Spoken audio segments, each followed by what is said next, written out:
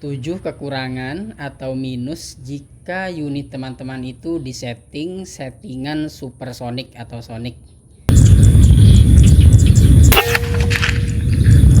Nah, di video kali ini saya akan menjelaskan ya tentang 7 kekurangan jika unit teman-teman itu settingan supersonic. Nah, banyak sekali teman-teman berdealer, terutama teman-teman berdealer pemula ya, yang mereka itu biasanya takjub terlebih dahulu ketika mendengar suara supersonic atau sonic ketika unit teman berdealer yang lain ditembakkan. Jadi terdengar suaranya juga jedum seperti itu kan ya. Nah, itu banyak sekali yang menginginkan unitnya disetting seperti itu. Padahal jika teman-teman tahu kekurangannya, mungkin teman-teman berdealer akan berpikir 100 kali lah ya.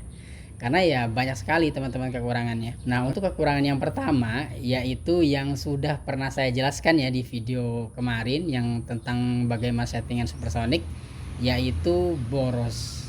Nah, kenapa boros? Karena untuk mengeluarkan mimis dengan speed di atas kecepatan suara, maka membutuhkan konsumsi angin yang banyak. Nah, untuk supersonic sendiri di unit saya ya dengan spek seperti ini yang sudah dijelaskan kemarin di video. Nah, itu mengkonsumsi untuk settingan supersonic itu 100 PSI per shot. Jadi jika teman-teman setting si regulatornya ini di outputnya 2300, ketika diisi tabungnya ini cuma 2800, maka cuma dapat sekitar 6 kali shot untuk settingan supersonic ya. Tapi kenyataannya praktek di lapangan ya, ketika saya bertemu dengan banyak sekali teman-teman berdealer, mereka itu jarang sekali, bahkan hampir tidak ada yang menginginkan unitnya itu boros ya. Rata-rata pengennya irit tapi stabil seperti itu kan ya.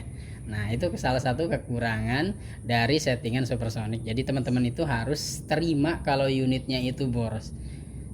Makanya banyak sekali teman-teman berdealer yang channel YouTube-nya atau akun YouTube-nya yang menembak dengan suara supersonic atau settingan supersonic itu rata-rata pakai tabung komposit teman-teman. Supaya apa? Supaya menutupi kekurangan dari borosnya itu.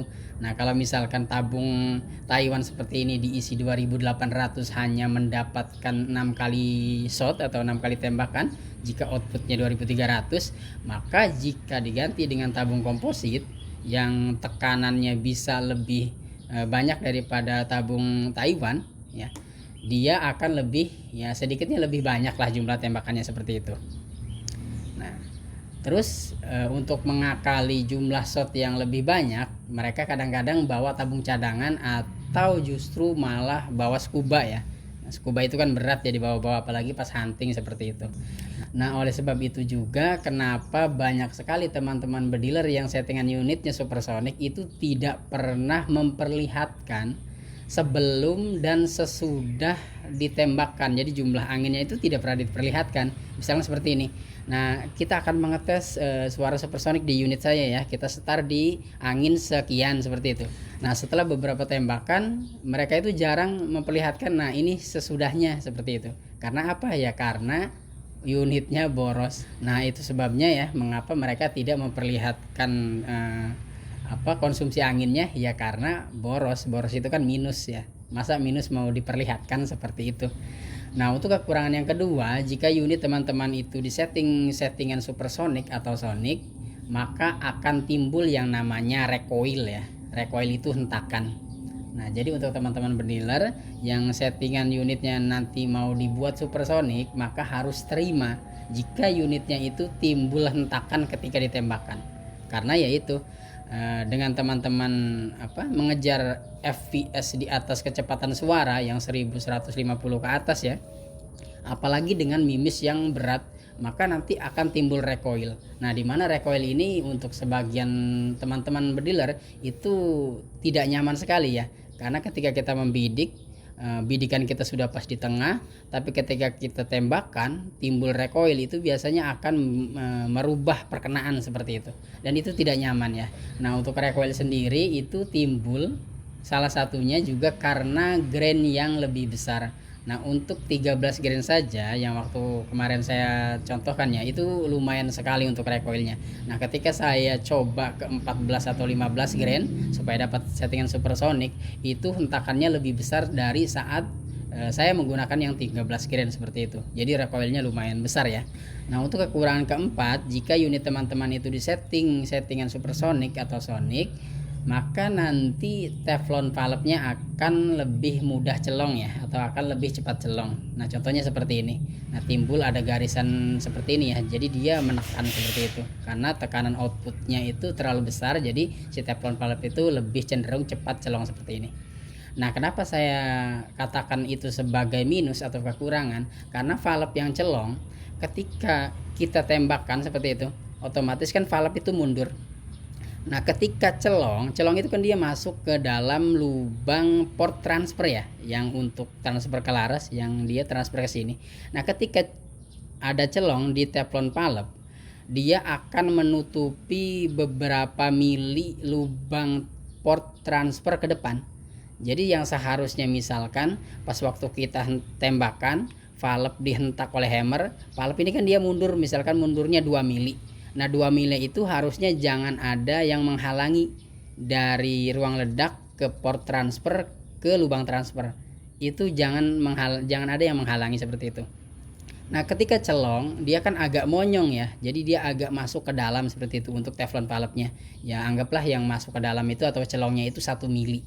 Nah maka yang seharusnya valve itu mundur 3 mili itu dia bebas 3 mili.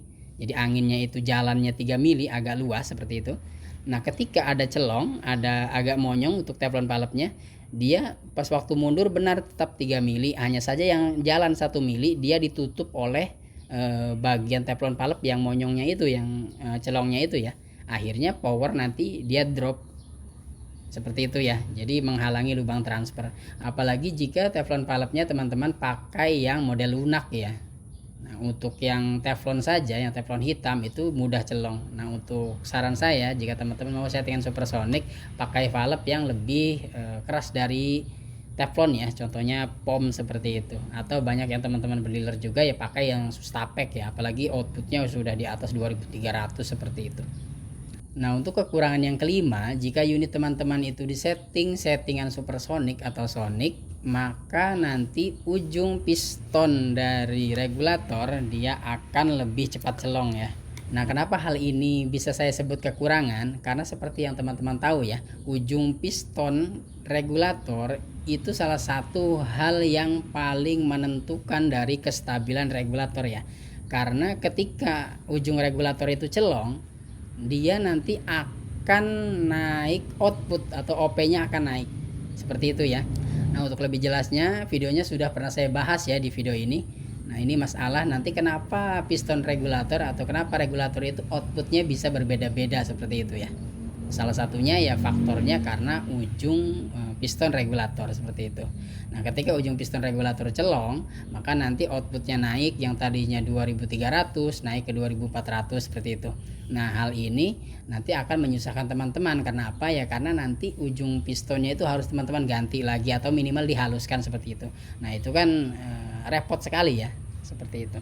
Nah untuk kekurangan yang keenam, jika unit teman-teman itu settingan supersonic atau settingan sonic ya, ini juga termasuk kekurangan yang sangat fatal sekali menurut saya ya, jika chamber teman-teman itu modelnya seperti ini. Nah jadi dia untuk transfernya dia menggunakan adapter seperti ini. Jadi antara chamber dengan adapter dia misah ya, atau dua komponen seperti ini. Nah biasanya di chamber GS88 yang terbaru ya, termasuk ya bengal seperti ini, atau yang sekarang yang Goblin ya kan, lubang transfernya dia misah ya seperti ini ya, antara chamber dan lubang transfer ya. Nah untuk model chamber yang transfernya menggunakan adapter seperti ini, memang untuk teman-teman berdealer itu menjadi hal yang plus juga ya. Karena apa ya, karena saat penggantian laras itu dia dimudahkan sekali. Itu sangat mudah ya. Karena apa ya, karena kita tidak harus atau tidak memikirkan untuk bubut laras lagi seperti itu. Teman-teman bisa beli laras blank, dibubut sedikit bagian depannya untuk bibir yang menempel ke adapter sealnya ya, nanti kan dia ada seal di dalamnya. Nah nanti bisa gonta-ganti laras dengan mudah seperti itu. Tapi jika unit teman-teman itu disetting suara supersonik atau settingan sonic ya, ini menjadi minus atau menjadi kekurangan yang fatal sekali. Kenapa ya? Karena nanti antara chamber dengan adapter dia akan renggang. Karena apa ya? Karena hentakan atau power yang dihasilkan dari chamber ini jika menggunakan adapter seperti ini, dia kan ditahan oleh baut 2 ya. Nah, coba saya buka dulu. Nah, kita buka teleskopnya ya. Nah, dia kan hanya ditahan oleh 2 baut ya. Ini ukurannya M4. Ya, tidak bisa saya bilang ini besar, tidak bisa dibilang ini kecil juga sih. Ya standar ya. Standar itu M4 lah untuk chamber-chamber itu. Nah, jika teman-teman settingan supersonic, nanti si adapter ini dia akan renggang dari chambernya. Teman-teman bisa lihat ini. Nah, ini kan ada renggang sedikit ya. Nah, atau untuk lebih jelasnya nanti saya coba di kegelapan ya.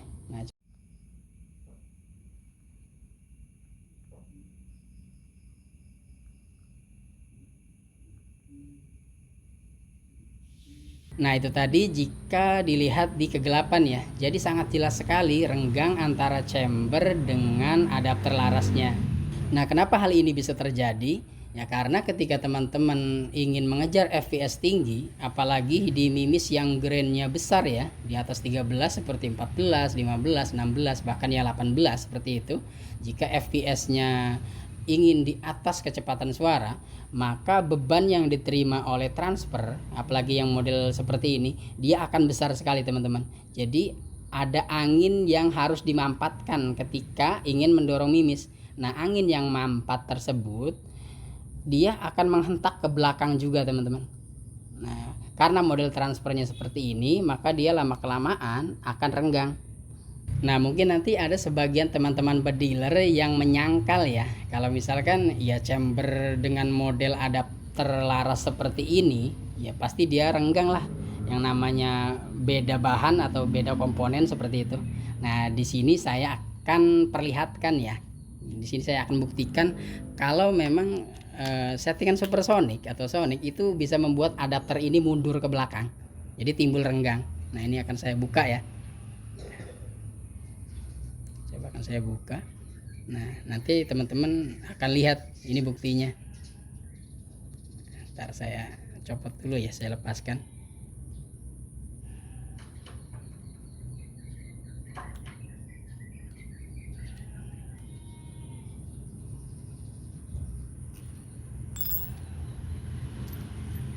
Nah, ini saya buka ya. Nah, ini adapter larasnya. Nah, teman-teman bisa lihat di sini. Nah, di adapter laras, nah di bagian depan, nah teman-teman bisa lihat ini ada bekas pitch dari baut L ini ya. Nah, dia ada bekas pitchnya. Nah, itu ada derat ya. Ini bukan derat teman-teman. Kalau derat bagian depan juga ada derat. Ini kan polos dia. Nah, deratnya dia ada di sini kan. Jadi dia ditekan seperti itu. Harusnya di sini tidak ada derat di bagian belakangnya. Nah, kenapa bisa timbul goresan derat seperti ini? Karena dia atau si adapter ini ketika kita settingan supersonic dia akan mundur ke belakang. Nah, seperti itu. Nah, otomatis bagian belakang dia akan bertabrakan dengan derat ini. Nah, derat M4 ini ya. Nah, otomatis terciptalah seperti ini. Nah, ini ada derat ini ya. Nah, jadi ini tidak bisa disangkal ya. Sudah ada buktinya. Kalau teman-teman tidak percaya, kalau punya unit seperti ini yang model pakai lubang adapter lubang transfer seperti ini, model transfer ya, yang pakai adapter. Nanti teman-teman kalau settingannya sudah sonic atau supersonic, nanti lihat di bagian belakang pasti akan timbul seperti ini. Nah, makanya banyak sekali teman-teman dealer ketika setting unitnya itu supersonic, maka di sini biasanya dibuat tahanan ya. Dibuat tahanan.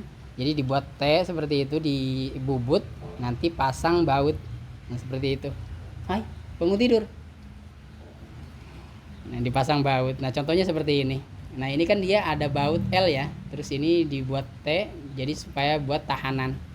Nah, jika dibubut seperti tadi, maka nanti mampatan angin yang ke belakang itu bisa diredam ya. Nah, nanti solusinya seperti itu. Jadi dibubut.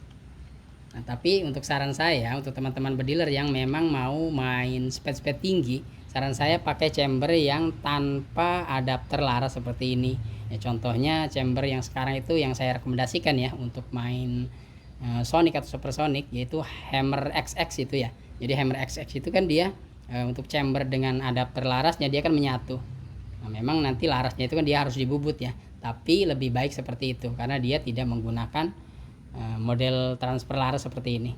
Nah, untuk model transfer laras seperti ini memang memudahkan sekali untuk teman-teman bediler, tapi hanya saja untuk settingan sonic atau supersonic dia nanti jadi nilai minus ya, atau nilai kekurangan seperti itu. Nah, untuk kekurangan yang ketujuh atau yang terakhir ya, jika settingan unit teman-teman itu sonic atau supersonic, dia ada di biayanya. Nah, kenapa biaya? Ya karena saat teman-teman ingin unitnya itu settingannya supersonic, maka sudah pernah saya bahas di video yang kemarin ya tentang settingan supersonic, dia larasnya itu sebenarnya harus larasnya panjang. Saya rekomendasikan itu ya LW atau alpha barrel ya, dia lebih mudah sekali untuk mendapatkan FPS tinggi seperti itu dibanding laras-laras lokal pada umumnya. Nah, apalagi jika teman-teman bediler tidak oprek sendiri unitnya ya, artinya diserahkan ke seseorang yang mampu seperti itu. Nah, kenapa biayanya bisa mahal? Karena nanti mereka yang nyeting itu kan pertama mereka akan riset dulu. Nah, si chamber A ini misalkan dia untuk bisa mendapatkan supersonic harus ada tambahan apa seperti itu. Apakah harus menambahkan power plenum seperti itu? Nah, untuk power plenum pun mereka akan riset juga berapa cc butuhnya seperti itu ya. Nah, jika misalkan sudah, nanti mereka akan mempertimbangkan juga untuk extension valve ya. Apakah butuh seperti itu? Nah, jika butuh nanti panjangnya berapa atau cc-nya berapa seperti itu. Nah, untuk menambahkan komponen-komponen tersebut, nah ini kan memakan biaya ya, artinya membutuhkan biaya. Nah, apalagi jika laras lokal, biasanya jarang teman-teman bediler yang setting supersonic itu jarang yang mau untuk larasnya itu lokal. Rata-rata pengennya ya mintanya itu kalau tidak LV ya alpha, biasanya alpha barrel. Nah, itu kan harganya ya teman-teman sudah tahu lah harga kedua laras tersebut ya. Nah, itu memang laras primadona di teman-teman yang biasa nyeting FPS tinggi ya, kedua laras tersebut lah. Nah, itu kan harganya mahal sekali, belum bubutnya ya. Nah, untuk bubut PNP itu kan lebih mahal juga untuk dibanding laras-laras yang biasa ya, karena untuk bubut laras LW atau alpha dia memerlukan perlakuan khusus ya. Karena ya seperti yang teman-teman tahu kan laras mahal kalau diserahkan ke tukang bubut yang biasa atau yang tidak mengerti loading, tidak mengerti transfer seperti itu. Nah, itu kan nanti akan buang-buang biaya. Nah, yang disayangkan nanti kalau ada kesalahan dalam pembubutan itu kan harus dipotong ya. Nah, nanti yang panjangnya normal 69 cm nanti otomatis ya harus dipotong, kan itu sayang sekali ya. Nah, itu tadi 7 kekurangan jika unit teman-teman itu settingan sonic atau supersonic. Nah, hanya saja pada intinya yang terpenting dari suatu unit yang nomor 2 itu adalah akurasi. Nah, kenapa nomor 2? Karena yang pertama, yang paling terpenting itu adalah safety, teman-teman. Jadi setelah safety baru teman-teman cari akurasi. Nah, bagaimana? Jadi teman-teman kira-kira mau tetap lanjut ingin cari supersonic atau ya yang biasa-biasa saja lah, yang penting akurasinya bagus. Nah, tentu banyak sekali teman-teman bediler yang kesini ketika saya beberkan atau saya jelaskan untuk kekurangan-kekurangannya, rata-rata ya mereka mundur seperti itu. Yang tadinya pengen supersonic akhirnya ya mengurungkan niatnya seperti itu. Wah, tidak jadi Kang seperti itu. Ya yang biasa-biasa saja lah, yang penting irit akurasi bagus seperti itu ya. Jadi saran saya ya kalau teman-teman tidak terlalu butuh settingan sonic atau supersonic ya, karena ya buruannya cuma buruan-buruan kecil seperti itu ya, FPS yang biasa-biasa saja lah, yang subsonic ya, yang di bawah sonic seperti itu. Nah, mungkin itu saja ya untuk video kali ini. Untuk video-video yang lainnya teman-teman bisa ikuti video-video yang lainnya. Oke, mungkin itu saja. Terima kasih. Wah, ini lubang transfernya besar sekali ya. Saran saya memang mending yang full chambernya, jangan pakai adapter laras. Tapi lebih enak yang pakai adapter laras seperti ini. Jadi kan laras itu tidak perlu dibubut-bubut lagi ya, dia tinggal bubut bibir seperti ini untuk tempat seal, beres. Nah ini kan sealnya nih, ini kalau tidak salah ukurannya 013 ini, bebas untuk warnanya ya, bahan NBR 70 saja karena dia lebih lentur.